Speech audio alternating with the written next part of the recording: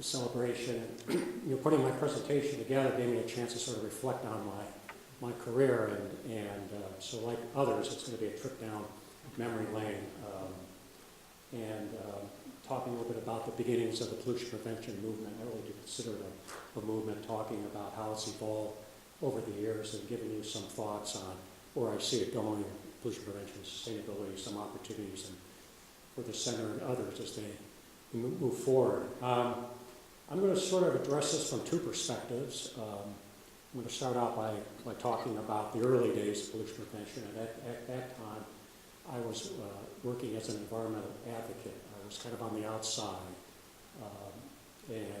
So I'll talk a little bit about the work of trying to promote and advocate for more pollution prevention, trying to get it integrated into the government and make it a higher priority for the business sector. And then later on, I'll kind of transition over to the work I've done at Illinois EPA, working in the pollution prevention office. I joined the agency almost 20 years ago, so I kind of had two careers, one on the outside and one on the inside. Let's step back a little bit.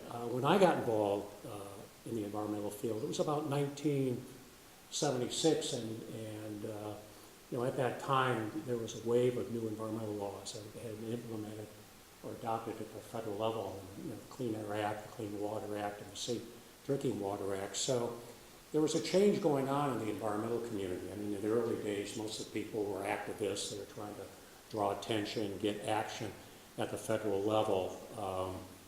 The belching black smoke coming out of smokestacks, the foaming detergents in our rivers, the sludge and oils that were being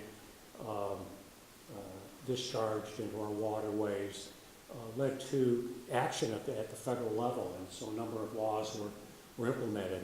And at that time, when I joined the environmental group, we weren't made up of community activists, and that's something I really want to point out, because we're going to come back to that thought in the 80s. I was hired as a paralegal, and our organization had 3 attorneys, and we also had some scientists on staff, and we were all about trying to figure out how to implement those federal laws. That's how we were organized.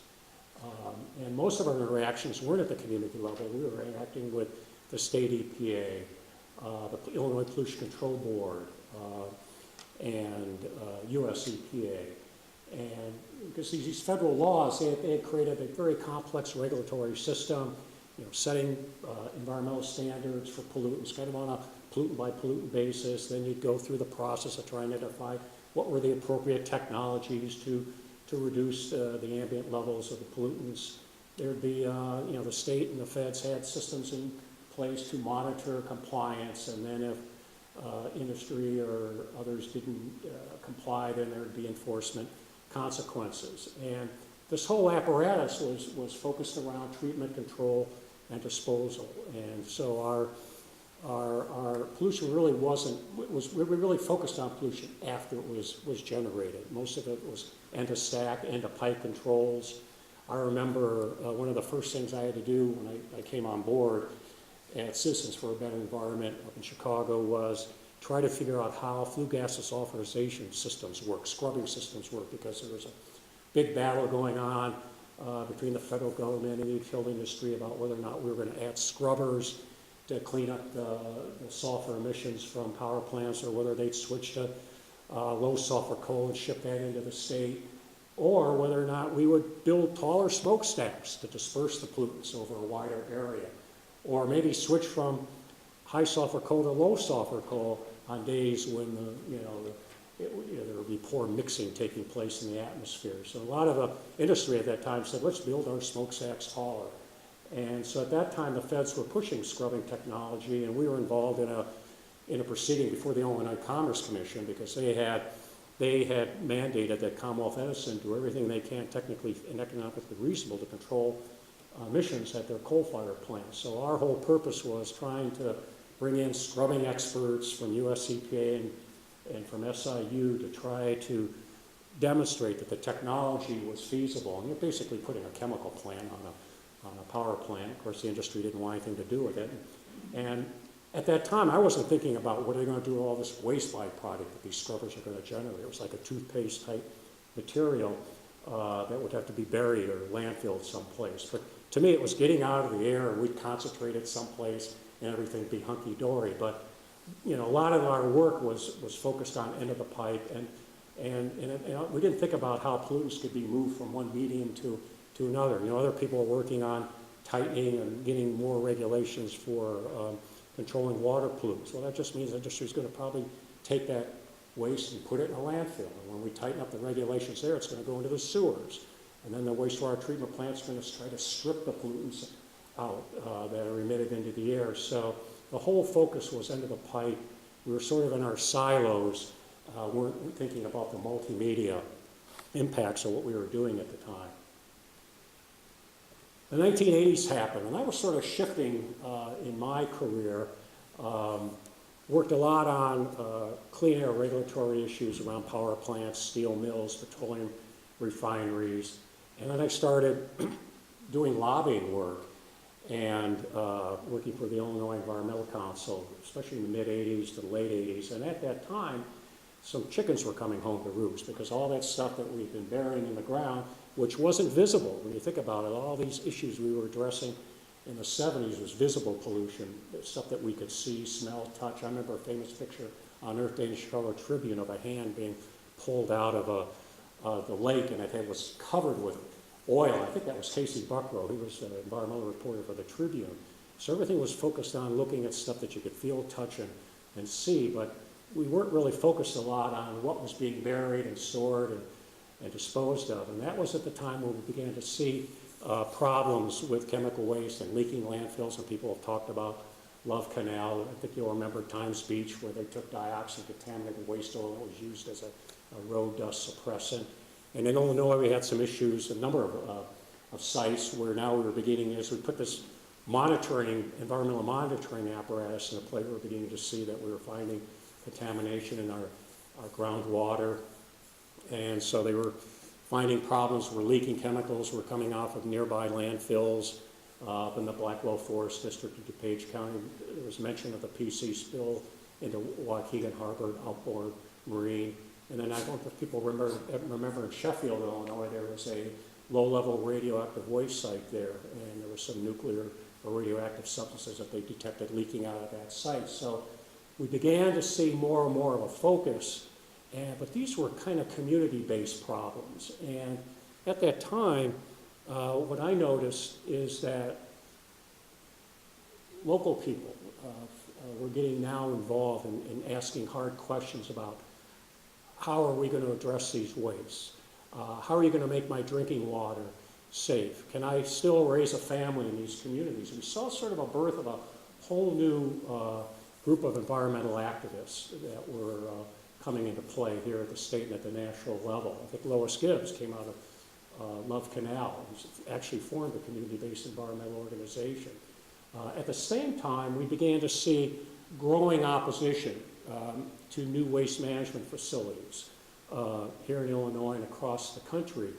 I think industry's response at the time, and even government, was we need to do a better job of disposing of this waste and treating it. We can build incinerators and recycling facilities, and there was a lot of emphasis. I think there was a major emphasis of the Illinois Hazardous Waste and Research Center at the time to try and find better treatment and disposal options. The problem is that that's us technocrats, not just at the state level in industry, but even in the environmental community. There was interest in looking at some of these options for better handling our waste.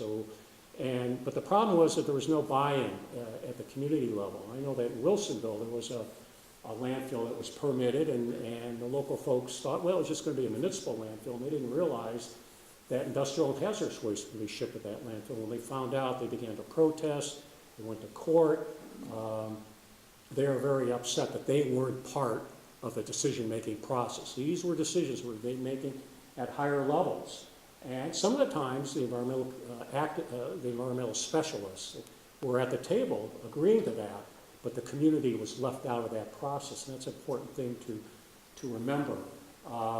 there was a big proposal to build a huge landfill. It's called a megafill in Fulton County in Fairview, Illinois. It was going to be 900 acres, and they were going to ship the waste from the Chicago area by railroad, and it was going to be done on an old strip mine site. Of course, the people down there are very upset. They're concerned about property values.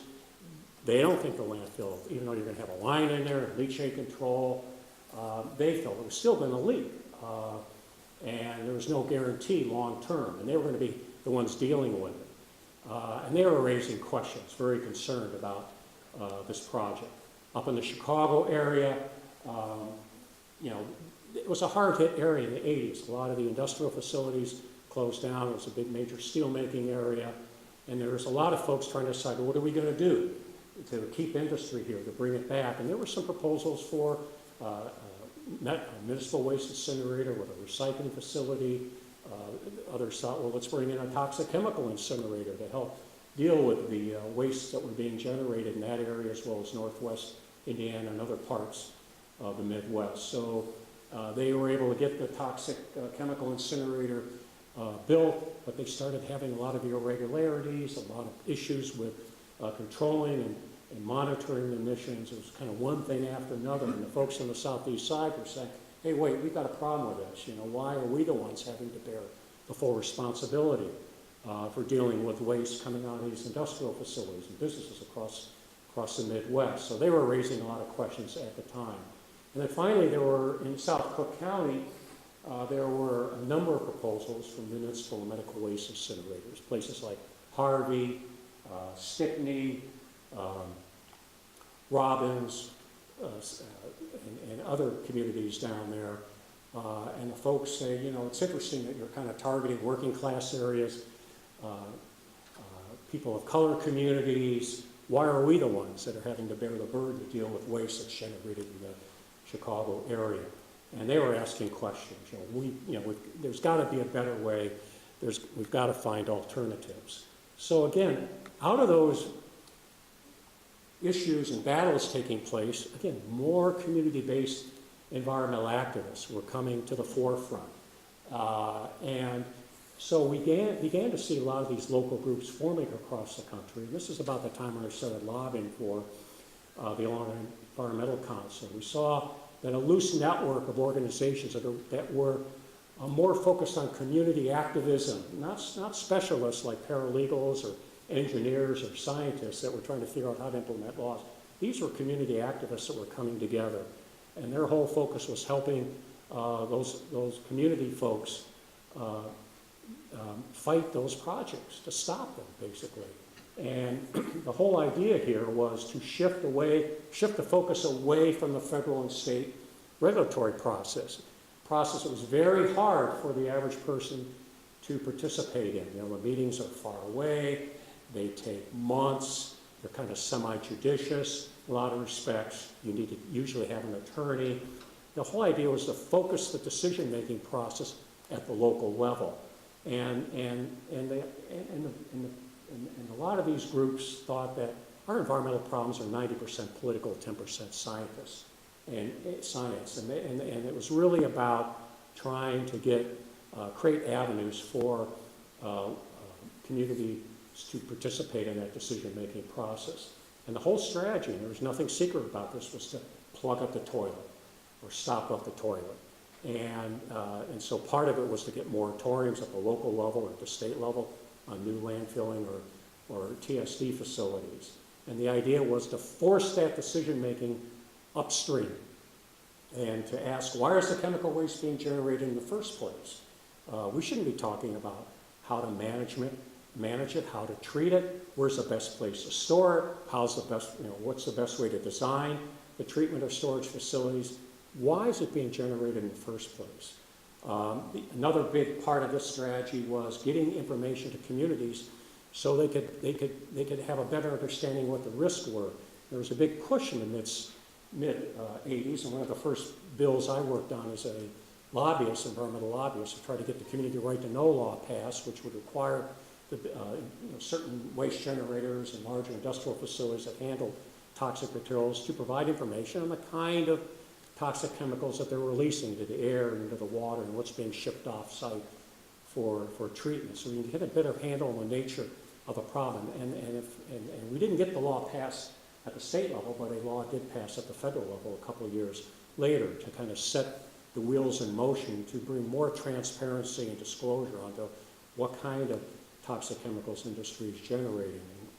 And finally, another big push was to get more dialogue between communities and the industrial facilities to talk to each other, rather than trying to work through the government process, which could be very, very time-consuming and very difficult. So there was an emphasis, and especially in the Southeast, to get some dialogue going, Southeast Chicago, to get some dialogue going. And again, start asking questions to the waste generators. Can you find another way? Can you look at your processes? Can you look at your raw materials? Can you look at your operating and maintenance practices and make that a priority rather than trying to figure out how to control or manage it after the waste is generated? At that same time, one of the Ralph Nader group called the U.S. Public Interest Research Group, and these were, there's a network of student-run research centers that were established at many of the universities across the country to come up with a model law. Because you've got all of these activists across the state who are fighting landfill projects, or they're concerned about a Superfund site, or they're concerned about toxic chemicals being handled in a local factory. They are looking for another option.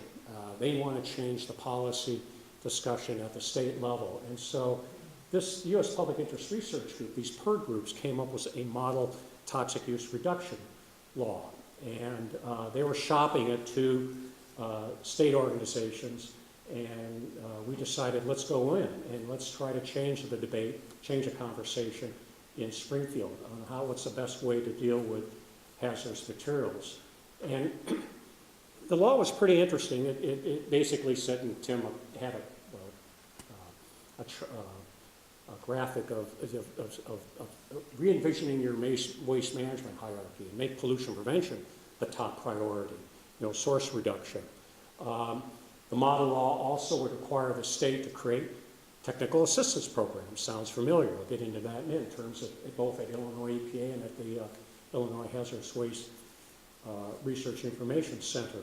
Develop educational materials, conduct on-site assistance, try to help companies look at their options, and especially those medium-sized companies that may not have the resources or the technical expertise, recognize leadership activities. And then the last piece, which is probably a very important piece, was to require the hazardous waste generators to develop pollution prevention plans and submit progress reports on their activities. They could set their own goals, they could set their own priorities, because each company is different, their processes are different, but the whole idea was to get companies to do some on-site planning. And we were, initially these laws were adopted in Massachusetts, Oregon, and Washington. We weren't able to get the complete package adopted in Illinois. We only get, and same problem in Indiana. The piece that we got everything. We got the first 2 bullets up there, but we couldn't get the piece in there that would require the companies, certain companies, larger ones, to develop pollution prevention plans. And we tried a couple of times more. We just couldn't get an agreement with the trade associations. But and that's kind of, I feel like if we'd gotten that would have kind of pushed us even further, because it would have been more of a mandate on industry to look seriously at their opportunities.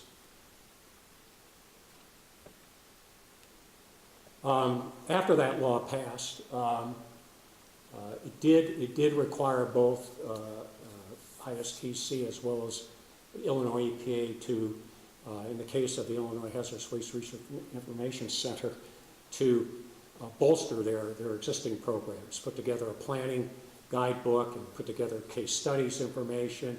They already had the Governor's Awards program, put together an on-site technical assistance program, and do more technology research in this area.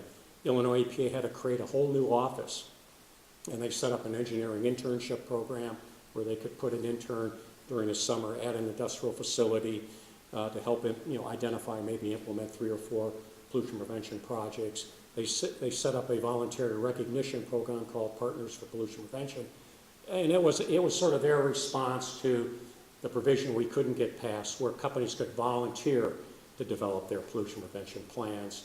And then they developed some sector-based reports, and then it would hold an annual conference. And so these are kind of the basic elements that we began to see adopted across the country at the state level. And US EPA, as Tim mentioned, recognized pollution prevention as a priority and tried to start integrating it into some of their policies and programs, and actually started funding some of the state initiatives. In fact, I think the 1990s were, and I came to Illinois EPA in 1996, I really do think the mid-90s up to about 2002, that was a heyday for the pollution prevention movement. There were a lot of sector-based partnerships, printing industry, metal plating, dry cleaning. I know that ISTC was a big leader with the Great Printers Project. There was an effort to sort of integrate P2 into the state regulatory agencies, and that's kind of when I came on board. We were doing a lot of training of our permit writers, our inspectors, our legal staff and compliance on how to promote and recommend pollution prevention. And I think our inspectors got it, and they kind of liked it, because a lot of times when they go into a facility, they're playing a bad cop. They're looking for violations. I think a lot of them enjoy having the opportunity to promote pollution prevention, to be a good guy at times, to be more of a technical assistant provider. So I think a lot of our inspectors liked it. We started monitoring it. We armed them with information and an approach to delivering that information. We sort of tracked what they did, and we found that at the high point, about 30% of our inspections included at least one or more pollution prevention recommendations. A lot of there were many inspectors, they just weren't going to buy into it. Permitting, I think that's where we really didn't make much progress, because I think if you're going to talk pollution prevention to a business, it's got to be before they submit the permit application to us, because by the time we get the permit application, they've made a lot of decisions on how they want to structure their process or their operation of the pollution control, and they've invested a lot of money in that. And I think that it was hard for our permit writers to think about how could they advocate for process and material changes when after the permits come in through the door. We're also trying to promote a more broader approach to the business sector on how to integrate pollution prevention into their environmental management system plan, which is kind of a big thing at that time. How to get them to think about all of their environmental impacts, not just what they're having to do under the environmental regulatory structure, and how to set up systems to evaluate them and to incorporate P2 into their day-to-day operations. And so that was a big push too. And for companies that sort of were thinking beyond compliance, going beyond what the minimum requirements are, they were interested in what kind of regulatory streamlining or relief the state and the federal government could give as a consequence for them going beyond compliance. US EPA set up their performance track program. And we were trying to put more emphasis on P2 measurement, because there was just this struggle in trying to show the benefits of our activities. It's hard going back to companies when you've done a visit to get information from them on how much waste they've avoided through pollution prevention, or how much toxic releases they've reduced or avoided. It was just a struggle, so there was an attempt to try to put more emphasis there to show that pollution prevention could be very cost effective. It was around, as we entered the new millennium, we found ourselves broadening our view on how to push pollution prevention. And a lot of this came out of the green building movement, because what that taught us, we were focused on toxics reduction, waste minimization. And I think with the green building movement hit, it sort of helped us think more holistically about, looking at the air, water, land, materials use, what we purchased. It sort of gave us a template for thinking more broadly about pollution prevention, and sort of began introducing sustainability concepts to us. We set up the Green Government program here in Illinois, and I remember meeting with Gary Miller and Mitch Beaver when he was over at DCO and their recycling and energy program to kind of set up our Green Government program. We did it via an executive order. I remember the green chemistry work that we started to do with the ISTC. We had an interesting program where we would go out to schools, K through 12 schools, and say, we'll clean out your old chemical waste, but you've got to go to a green chemistry workshop. We don't want you to we don't want to clean it out and have to be back there in 5 years to help us out. There was a big push in the university sector to try to integrate sustainability into their operations, again, doing it in a holistic way. And we were actually funding, we had a little bit of money to fund sustainability planning at the local level. We gave out grants to 16 communities to come up with sustainability plans. So it was an interesting time for us to kind of work with other sectors, not just focus on toxics. At the time there was a lot of interest in energy efficiency. Electricity bills were rising. And so we were looking a lot at not just toxics, but water, energy was getting on our radars. So it was a much more system approach.